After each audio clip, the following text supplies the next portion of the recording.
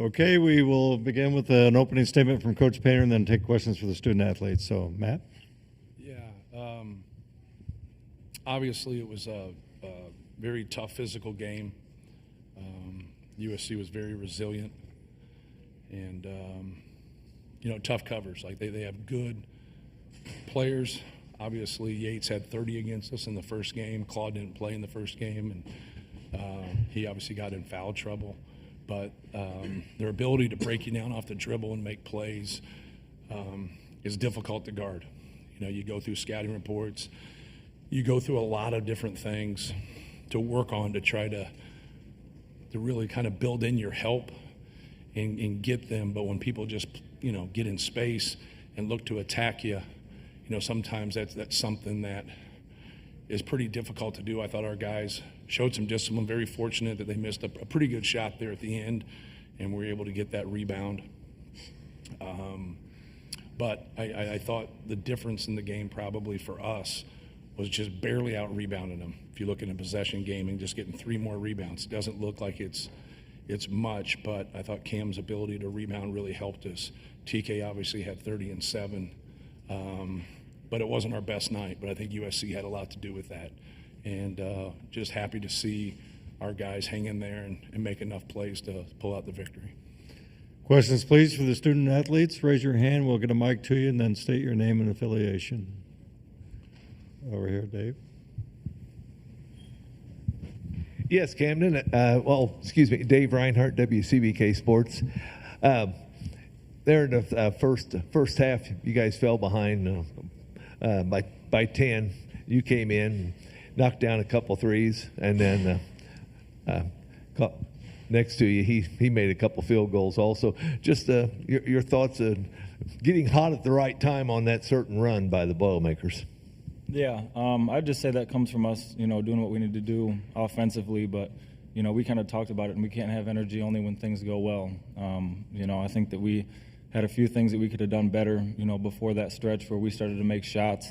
But one of the main things is, we always got to bring energy whether the ball's going in or it's not. We always got to be able to rebound and defend. So I think obviously it helps when we make shots and, we can kind of get the crowd on our side a little bit. But besides that, we just have to continue to do what we need to do even when the ball's not going in. Back here, Mike.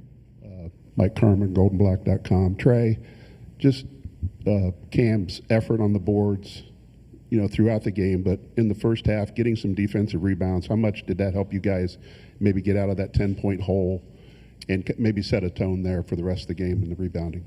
Yeah, I mean, it's the difference, really. He led all players in rebounding by 4 rebounds. And, we only won the rebound battle by 3. So, I mean, obviously he came out, had a double-double, but just playing hard, man. Just, giving that effort that we needed because our energy was horrible at the beginning of the game. And to have somebody really step it up, give us it all, defend and rebound, that's what we need. So we're going to need him to, continue doing that. And we got to get other guys, too, me included, getting better energy to start the game. Questions, please? Right over here. Dustin Schutte, Sports Illustrated, Purdue. Cam, you talked about staying confident whether the shots are falling or not falling, but you also seem to get more confidence when you were getting those rebounds. Like, did you feel yourself getting more confident and maybe build some energy when you were able to crash the boards the way you were tonight? Absolutely. I just say anytime with my kind of role that you can kind of get involved in the game, whether that's getting a steal, getting a rebound, making a hustle play. Obviously we have 2 of the best players in the country, and they normally score a majority of the points, and they should.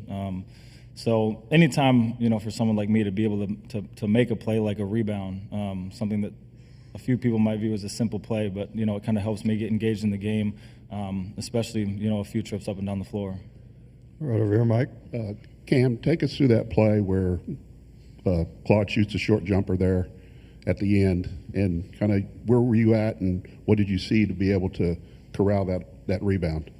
I think he actually almost got his own rebound, and then it was just kind of at the peak of his jump, and I was just kind of able to hit it out of his hands and then grab the rebound, and then I think it went to Braden and then TK. So it was really just seeing the flight of the ball and then kind of being able to go make a play on it when it kind of went through his hands. Questions, please? Mike? Trey, just the job Miles did for you guys tonight, along with Cam, to get that production off the bench and get a win out of this game. Just how important was that? Well, like I said, it's everything. It's coming in and being ready to defend and give effort. It really shows up, whether it be in the actual box score, but also just hustle plays and making sure our rotations are well. So I think they both did a really good job. Anything else for the players? All right, fellas, you're dismissed. Thank you. And we'll go back for questions for Coach Painter right here in the front. LC Norton, BT Powerhouse. So obviously Cam was kind of at the talk of the press conference. He was perfect from three, hauled in those 11 boards. Can you kind of speak to the impact he had on today's game? Yeah, I thought in the first half he had a couple opportunities to shoot the basketball, especially in a shot clock play. And we had a couple other guys that just weren't ready to shoot the basketball. And when you come in off the bench, and he kind of alluded to it, when you play through Braden Smith and Trey Kaufman, they're going to have the ball in their hands a lot. So if they want to double them, like they were really being aggressive with Braden in the first half, and he just has to get the basketball out of his hands and get it moving, because now they're down a man. It's 4-on-3, and you just got to make the right decision, move the basketball. So I thought they passed up on some things. He passed up on a couple, and obviously we want him to shoot the basketball. He had a couple chances right as he got in the game to get a couple 50-50 balls, and he didn't. And then, that was kind of like the energy of our team at that time. We just didn't have that. We weren't getting loose balls. We weren't doing that. And then we picked it up from there. Once we got down 10, we picked it up from there, and he was a big part of that. He was getting 50-50 balls. He was getting tap backs. He was getting we had a play where we got a tap back, and he kept it alive, and we get a wide open shot, and we end up missing it. But he was getting us extra possessions. And at the end of the day, that's what you want. You got to win the possession war. We win it by 3 in a very close game, and it ends up being the difference, in my opinion. There's a lot of different things that go into it, but we're also fortunate that we didn't play yesterday too. So you can add that to the equation, but that's kind of like the tournament. That's just kind of how things are in postseason tournaments. But Cam was great. If he can keep shooting 100% from 3 and getting 11 rebounds, I think we're going to benefit from it. Kyle, Sports Report Media. Matt, I asked Coach Gard after the Wisconsin game. Here, they were playing on Thursday. Purdue's playing on Thursday. Some of the top teams in the country. What is it about the depth of this Big Ten that there's just so many good teams out there? Yeah, obviously, we have a corporation, and we have 18 teams, and anybody can beat anybody, especially on a neutral court. And we have a great league. We have a physical league. We have a tough league. The offense in it, you see the game before, Iowa, Illinois. That's just the most points ever scored in a Big Ten tournament game. But, exciting basketball, good coaches, good players. And, anybody can win this. Anybody can win this. Over here, Mike. Coach, Dave Reinhardt, WCBK. 5 points down there late in the first half. Miles, talk about Miles, and Miles with an offensive rebound to put back, and he also ended the half knocking down a 3 to tie the game. I also want to throw in Harris with one lone rebound. It was an offensive rebound. He put it back in. He was part of that 5-0 run, or 5-7-0 run to get you tied up at halftime. Yeah, you got to be able to, when you're struggling, you got to be able to get something in transition or get something off the glass. If you're just playing in the half court, it gets to be too, it just gets to be too tough against a really good team. So those are sparks for us. Those guys being able to get those putbacks. And then obviously you alluded to Miles, making that 3. And those guys just got to come in, ready to shoot, take good shots. He was the one he lost for the turnover. Miles got there and ends up being a turnover. It's a good shot. It's a good pull-up for him. We got a pocket pass to him, a lob, and then he missed a dunk, right there. And so, those were – so, you're – even though those 2 plays don't go for him, they're still quality possessions. We're still making the right play. We're just not finishing off. But, no, that was key for us. When we got down 10, to be able to have those guys be able to get some offensive rebound putbacks to give us that spark to tie it up at halftime. Right here. Dylan Sin from the Journal-Gazette in Fort Wayne. Right here, Matt. Thank you. you heard Trey talk about you didn't like the energy at the beginning of the game. I think you probably agree. Is it more concerning that they didn't have the energy that you would like, or is it more encouraging that they were able to find it and get a win anyway? I think both. Obviously, we've had a tough time finding our energy. We're obviously a good offensive team, and so we make shots, right? We have the best field goal percentage in our league, the best 3-point field goal percentage in our league. The problem was the team that got second in both of those is the team where we were playing. And so we make shots a lot. We've had some pretty good starts to games over the course of the year. So then you don't look at it like energy is a problem. But when we miss shots, it becomes a problem. And you hope through experience and maturity that that's not the case, because we do have a lot of guys that have been in games such as this. And so we really had to fight them and battle them to try to get going, to try to use some different things, whether you're rebounding and getting 50-50 balls. You got to be able to find your energy. Great players, when it's not their night, still find their energy and help their team win. And it took us a while, but we eventually got there, which is a good sign. Right here. Hey, Matt. Emmett Matazowski, Full Ride Network. Next up, you face Michigan, a team that you've been up against both times. One time you were able to put them away. The other time they came back, won by 3.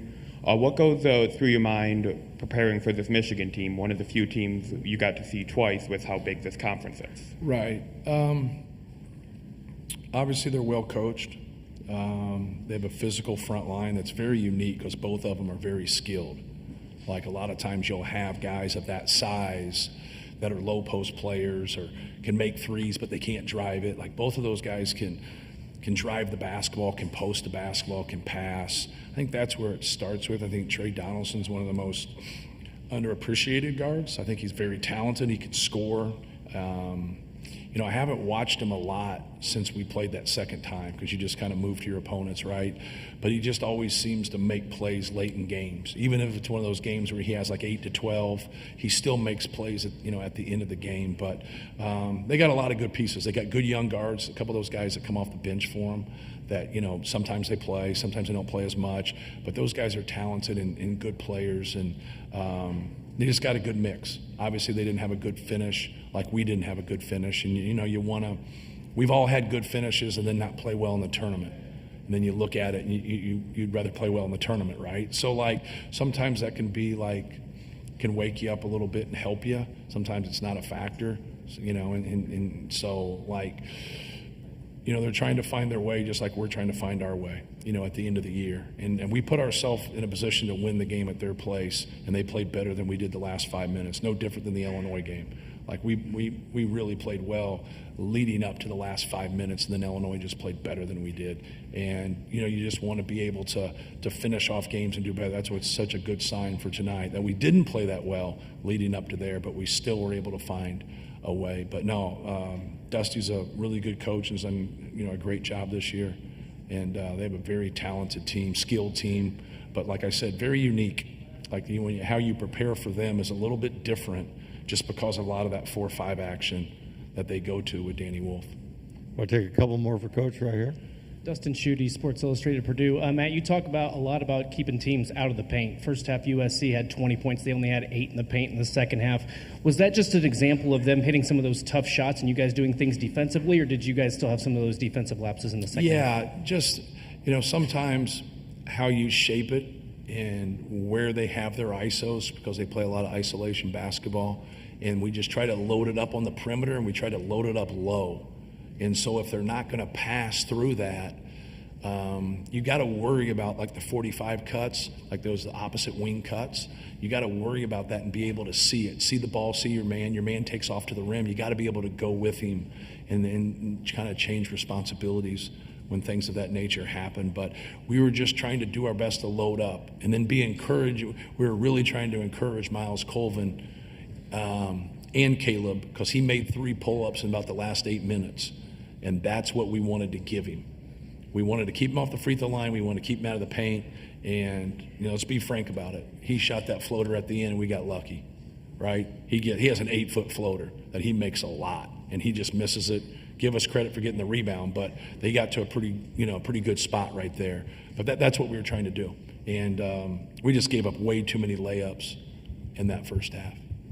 Last question here. We'll wrap Gabe up. Farling, Purdue Exponent. Tonight, Braden only 12 points on 10 shots. What was USC throwing at you guys and at Braden that limited his ability to get the looks that he usually wants? Say that again. I talk fast, sorry. It's what okay. What was USC throwing at Braden tonight that limited him to get only Yeah. 10 shots up? Yeah, he's a good player. Like he's not someone that's going to shoot 20 times every single game or 15 times every single game. So each game presents different, options like takeaways, whatever. Just like let the game come to you. Like if they're giving you shots, take them. If they're not, get that ball moving. So when we run something, he's very knowledgeable as a player, as an offensive player. And so like just understanding the purpose of what we're running, and then just trust your instincts and trust your skill. So if he gets 20 shots, cool. If he gets 10, cool. Like it's not, there's another team out there, right? And a lot of times people look at it and like, we got beat by UConn. And a bunch of people are like, why didn't you guys why'd you go away from the threes? You're like, well, UConn's the best defensive team we've played in 10 years. They took them away. So we went to Zebo as much as we could because we knew we could, he's 15 for 25 from the field. But they didn't think we could beat him without getting any threes. Well, they took it away. Like there's nothing you can do. A lot of people just think you push a button and say, hey, we're going to shoot 25 threes tonight. We're going to shoot 35 threes. We're going to do this tonight. And if you're that dominant and that good, well, God bless you. And so like with him, like don't look at it like you need to score 30 for us to win or get 20 assists for us to win. Just play the game and have fun and just let it organically happen. And he's that talented and that good, and he can affect the game when he doesn't score. Now with that being said, I'm a big proponent of him shooting it. So whenever he's got a rhythm to it, like other night against Illinois, he misses probably 4 out of his last 5 shots. They're all really good shots. So that's all I try to tell him is like, keep taking those shots. That's what they were giving you. They were playing more in a drop. These guys weren't. They were up on their line. They were aggressive with it. They dragged him out a little bit. So now get the ball out of your hands, get it to TK in the short roll, get him as a diver, throw the ball behind you, skip it opposite, but get it out of your hands and let's get them in a rotation and get them playing from behind. So just trying to play intelligent basketball. Thanks, Matt. See you tomorrow. Thank you.